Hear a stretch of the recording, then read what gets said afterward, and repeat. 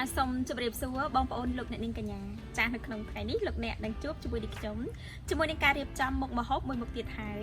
ដែលមុខម្ហូបនេះមានឈ្មោះថាមច្ឆាខ្ចប់អាំងស្លឹកចេកចាសូមចូលរួមទស្សនានិងចូលរួមធ្វើជាមួយនឹងខ្ញុំទាំងអស់គ្នា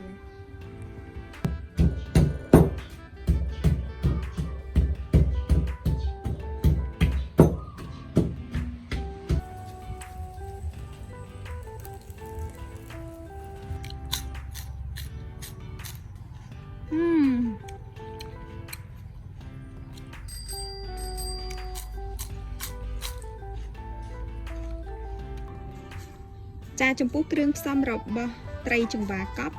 ចាគឺមានជាមួយកំពឹសកូនត្រីចង្វាអំពិលខ្ចីខ្ញីហើយនឹងស្លឹកម្រះព្រៅចាអញ្ចឹងជាមួយនឹងអន្លក់ឬក៏បន្លែដែលយើងញ៉ាំផ្ទាប់ជាមួយនឹងត្រីចង្វាកប់នេះចាបងប្អូនអាចជ្រើសរើសជាមួយនឹងត្រកួនដើមតូចៗណាចា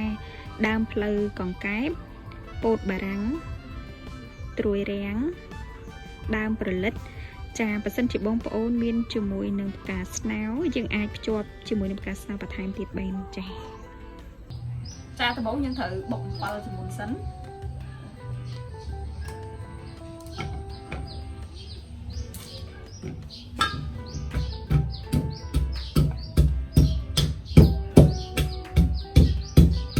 ចាបន្ទាប់ពីយើងបុកអំបិលរបស់យើងបានម៉ត់ហើយយើងចាប់ផ្ដើមចានេះគឺជាខ្ញីចាដាក់ខ្ញីហើយចាប់ផ្ដើមដាក់ខ្ទឹមសបន្ថែមទៀតណាចានេះខ្ទឹមសយើងដាក់បន្តិច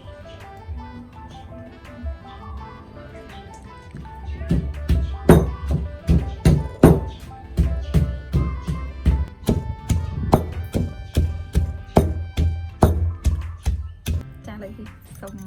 ដាក់ចេញចូលតិចចានេះអំបិល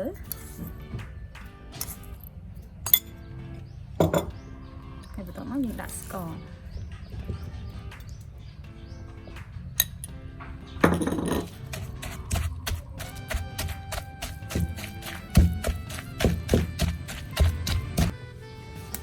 ចានេះគឺជាត្រីចង្វាដែលយើងបានកាត់ក្បាលចាបើសិនជាបងប្អូនអត់ចង់កាត់ក្បាលយើងអាចលាងច្បាច់ឲ្យស្អាតក៏បានដែរប៉ុន្តែគឺខ្ញុំកាត់ក្បាលហើយកំពឹសក៏ខ្ញុំកាត់ក្បាលចេញដូចគ្នាចាអញ្ចឹងយើងចាប់ផ្ដើមដាក់ជាមួយនឹងកំពឹស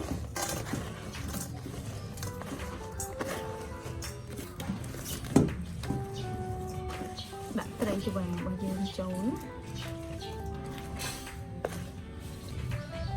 ចាបន្ទាប់មកគឺយើងចាប់ផ្ដើមយកគ្រឿងដែលយើងបានបុកបញ្ចូលគ្នាអំបីមិញ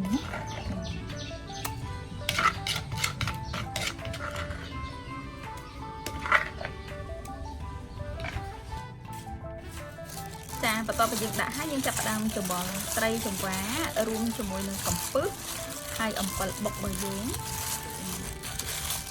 ច្របល់ចូលគ្នាឲ្យសព្វណា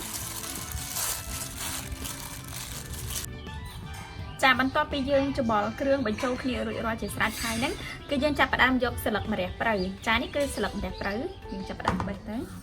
យើងបេះដាក់ច្របល់ជាមួយនឹងស្ពាតថេចង្វាឬក៏ខ្នប់ថេចង្វារបស់យើងសាថ្មីណា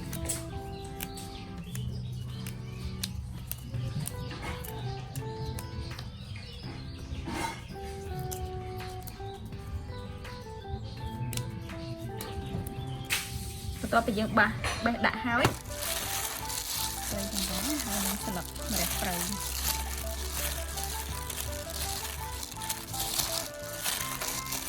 ចាបងប្អូនចាប់ផ្ដើមយកស្លឹកចេកចាស្លឹកចេកហ្នឹងយើងយកទៅហាលថ្ងៃតិចដើម្បីឲ្យសពតទៅងាយស្រួលនៅក្នុងការធ្វើចាអញ្ចឹងយើងធ្វើទៅ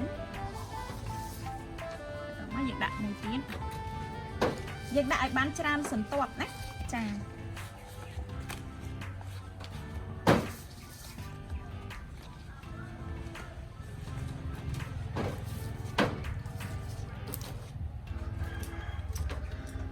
ចានេះគឺជាត្រីចង្វាពីតរបស់យើងគឺយើងចាប់ផ្ដើមចាក់នៅលើស្លឹកចេក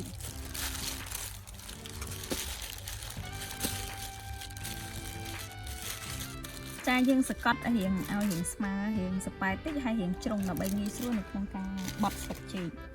Còn cái thì dân sẽ làm bật sạch chế.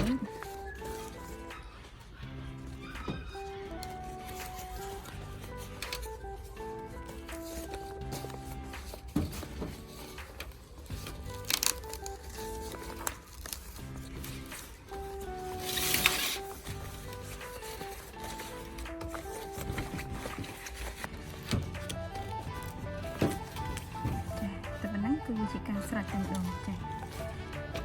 ហើយយើងអាចយកទៅអាំងបានហើយតែប៉ុណ្ណឹងណាចា៎បន្ទាប់ពីយើងដាក់ហើយយើងចាប់អាំងចា៎តែប៉ុណ្ណឹងគឺហើយហើយណា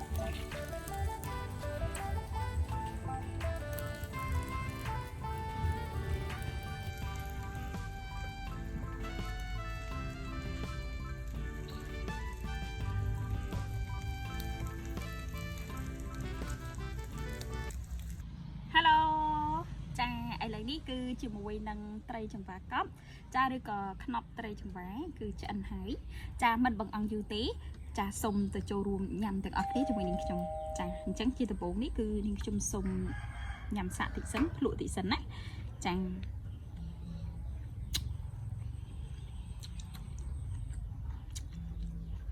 ចាអត់ស្កាត់ក្បាលត្រីចង្វាទេដោយសារតែយើងបានកាត់ក្បាលត្រីចង្វាចេញនៅពេលដែលបងប្អូនធ្វើជាមួយនឹងខ្នប់ត្រីចង្វានេះសុំថែមរសជាតិបើសិនជាមានកំពឹសអញ្ចឹងបងប្អូនត្រូវដាក់អំបិលខ្ចីឲ្យបានច្រើននឹងប្រៃផ្អែមរៀងខ្លាំងតិចណា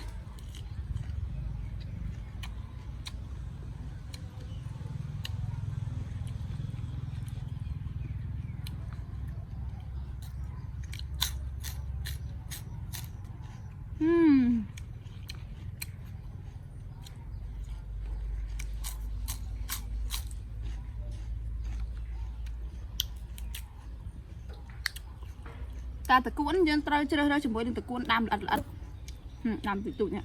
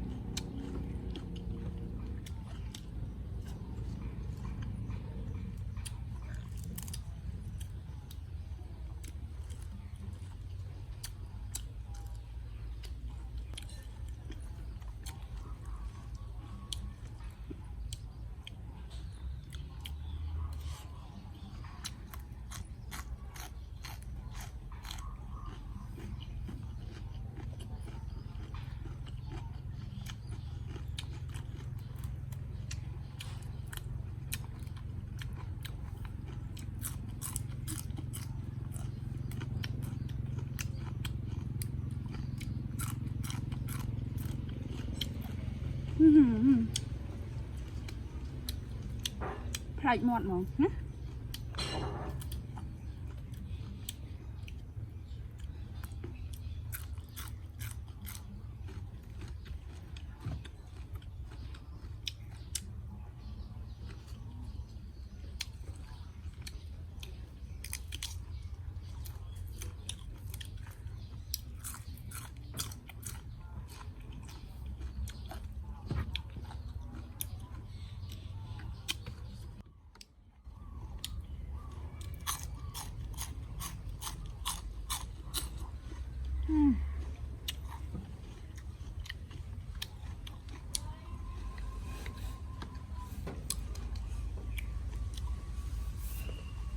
ចាគឺឆ្ងាញ់មែនតើ